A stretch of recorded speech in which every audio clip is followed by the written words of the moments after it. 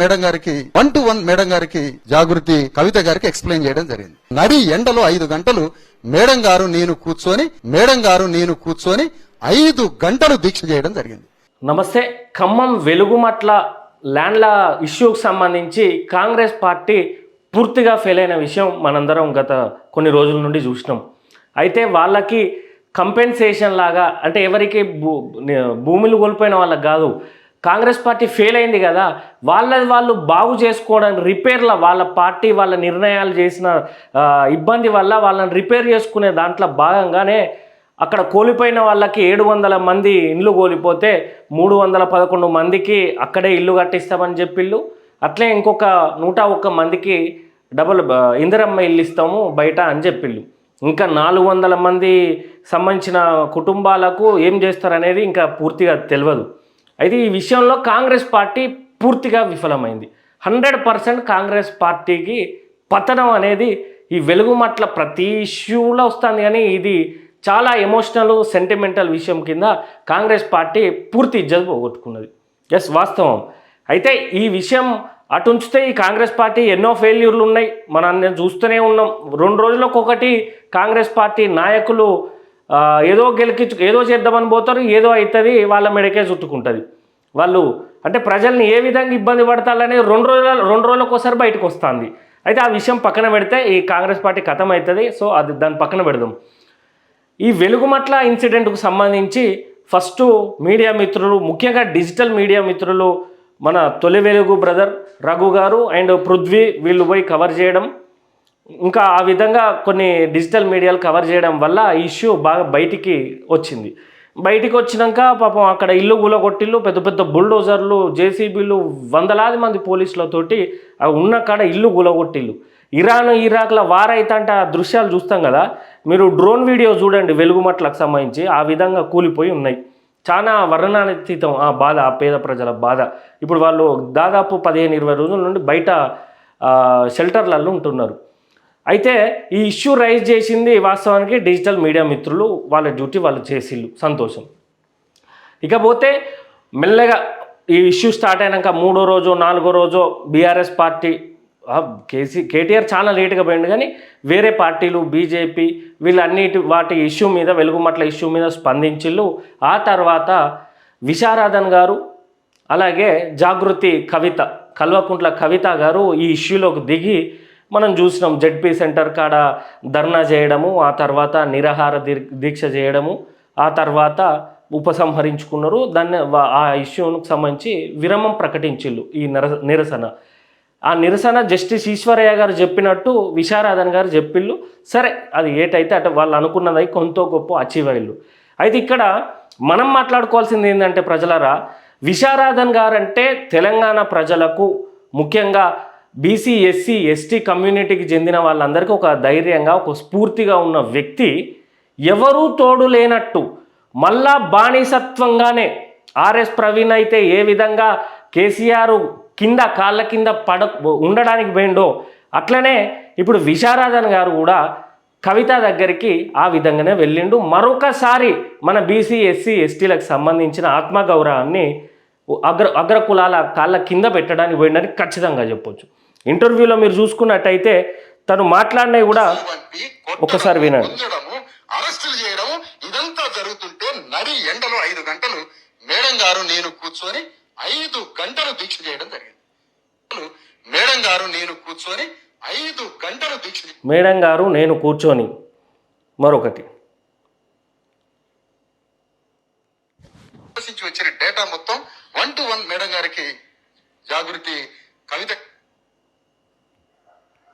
వచ్చిన డేటా మొత్తం 1-1 మేడం గారికి జాగృతి కవిత గారికి ఎక్స్ప్లెయిన్ చేయడం జరిగింది.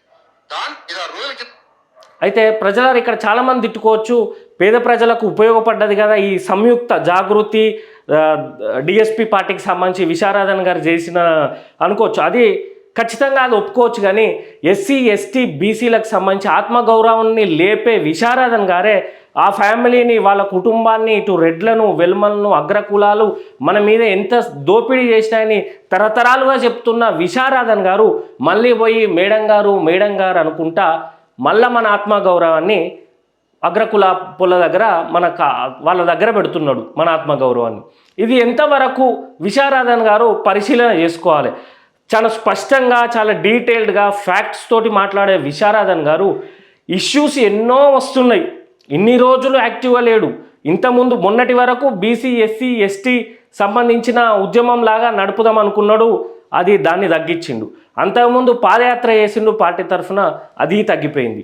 ఇప్పుడు కొత్తగా రాజకీయంగా పూర్తిగా మారదామనే ఉద్దేశంతో ఎవరైనా రాజకీయంలోకి వచ్చేసరికి తప్పుడు స్టెప్లు వేసినట్టు డాక్టర్ విశారదన్ మహారాజ్ గారు ఖచ్చితంగా ఆయన ఒక్కడు పోరాటం చేస్తే కాదా, ఆయనకు సంఖ్యాబలం లేదా, ఆయనకు క్యాడర్ లేదా, ఆయనకు పార్టీ లేదా, ఆయనకు నాలెడ్జ్ లేదా, ఆయనకు పోరాడే పటిమ లేదా, అన్నీ ఉన్నాక కూడా కవిత దగ్గరికి పోయి మళ్ళీ వాళ్ళిద్దరు కలిసి చేసి సరే సాధించులు కొద్ది గొప్ప సంతోషమే. కానీ ఇక ముందు కూడా జాగృతితోటి డిఎస్పి పార్టీ కలిసి ఇవన్నీ చేస్తాయంటే రేపు ఎల్లుండి ఆవలెల్లుండి దిల్సుఖ్ నగర్లో అసెంబ్లీని ముట్టడించుడు నిరుద్యోగులది ఉన్నది. మీ ఇద్దరు కలిసి రండి, మా విద్యార్థుల పార్టీ ఉంది కదా, మేము ఆహ్వానం పలుకుతున్నాం, మీరిద్దరు కలిసి రండి. జాగృతి డిఎస్పి విశారదన్ గారు మీరు వచ్చి ఈ నిరుద్యోగులకు తోడుగా పోరాటం చేసి 2 లక్షల ఉద్యోగాలు ఇప్పియండి. సరే మీరు ఉద్యోగం చేస్తే ఒక 40-50 వేలు సగంలో సగం అన్న అవుతుంది కదా, రండి దిల్సుఖ్ నగర్లో కూర్చుందాం, మేము ఆహ్వానం పలుకుతాం, మనందరం కలిసి నిరాహార దీక్ష చేద్దాం, ఆమరణ నిరాహార దీక్ష చేద్దాం. అట్లా ఎన్ని సమస్యలు ఉన్నాయి, ఎన్ని వేల కోట్ల భూములను దండుకుంటాడు Revanth Reddy. Pharma city, future city, industries మార్చడము. ఇప్పుడు ఇక్కడ గాంధీ సరోవర్ పేరు మీద ఎన్ని వేల రేపు ఉంది 5,000-7,000కు సంబంధించిన 7,000 కోట్లకు సంబంధించి మూసీ రివర్ ఫ్రంట్కు సంబంధించి అలా లుస్కులు మీకు కనబడతలేవా విశారదన్ గారు? అలాగే మీ కవిత ఎన్ని రోజులు మీకు తోడై ఉంటుంది? ఆమె వచ్చి బీసీ ఎస్సీ ఎస్టీల కోసం పోరాటం చేస్తుందా, లేదా ఆమె మీరు ఒకటి అడిగితే ఆమె గ్యారంటీ ఇస్తుందా? డాక్టర్ విశారదన్ గారు మీరు పార్టీ పెడతా అన్నారు కదా, మీ పార్టీలో 50% బీసీ ఎస్సీ బీసీలకు రిజర్వేషను అట్లే ఎస్సీలకు ఎస్టీలకు ఉన్న రిజర్వేషన్లు కల్పించుతారా? క్యాడర్ కోసం ఆమె కష్టపడేది ప్రజల కోసం అయితే కల్పించుతుందా? ఆమె కేవలం తన రాజకీయ పార్టీ ఎస్టాబ్లిష్ కావడం కోసం కింద క్యాడర్ డెవలప్ కావాలని అటు జాగృతిని లేపుకుంటా ఇటు పార్టీ అని పెండింగ్ పెట్టుకుంటా ఆమె ప్రజల్లోకి పోతుంది ఒక ప్లాట్ఫామ్ ఏర్పరచుకోవడానికి. మీరెందుకు ఆ ప్లాట్ఫామ్ కింద బలైతాళ్ళు? మేము విద్యార్థుల రాజకీయ పార్టీ మీ దగ్గరికి వచ్చి బీసీ ఎస్సీ ఎస్టీ సంబంధించి మీరు ఉద్యమం చేపడతానే మేము మద్దతు పలికినాం, మేము మీతో నడిచి వచ్చినాం. ఈరోజు మనలందరినీ పక్కన పెట్టి మీరు కవిత మళ్ళీ అగ్రకులాలు మీరు ప్రతిరోజు తిట్టే వాళ్ళ కాళ్ళ దగ్గరికి ఎందుకు మమ్మల్ని తీసుకుపోతున్నారు? మీరు ఎందుకు పోతున్నారు ఆడికి? అది మీరు ఆలోచించుకోవాలి విశారదన్ గారు.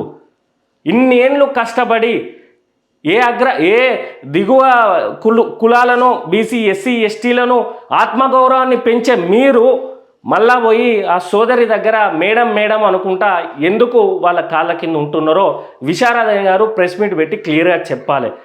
మీరు తలుచుకుంటే వేరే పార్టీలు లేవా, వేరే సంఘాలు లేవా, బీసీ ఎస్సీ ఎస్టీకి సంబంధించిన సంఘాలు లేవా, వీళ్ళందరితో పోరాటం చేస్తే మనకు సమస్యలు తీరాయా? ఆమెతోటే ఎందుకు పోతున్నారు? వాళ్ళు ఎప్పుడైనా 2 తలల పామని మాకన్నా ఎక్కువ మీకే తెలుసు కదా విశారదన్ గారు. మీరు వెనకటి నుండి చూస్తున్నారు కదా వాళ్ళ నాయనని కూడా. ఆమెకు అడ్డొస్తున్నాడని వాళ్ళ నాన్న దగ్గర లొల్లి పెట్టుకొని బయటకు వచ్చి మరీ ఆమె పోరాటం చేస్తున్నది. మళ్ళీ అందులో మీరెందుకు బలవుతారు? వాళ్ళ నాయనకు మన ఎస్సీకి దళిత ముఖ్యమంత్రి చేస్తా అని మనల్ని బలి చేసిండు.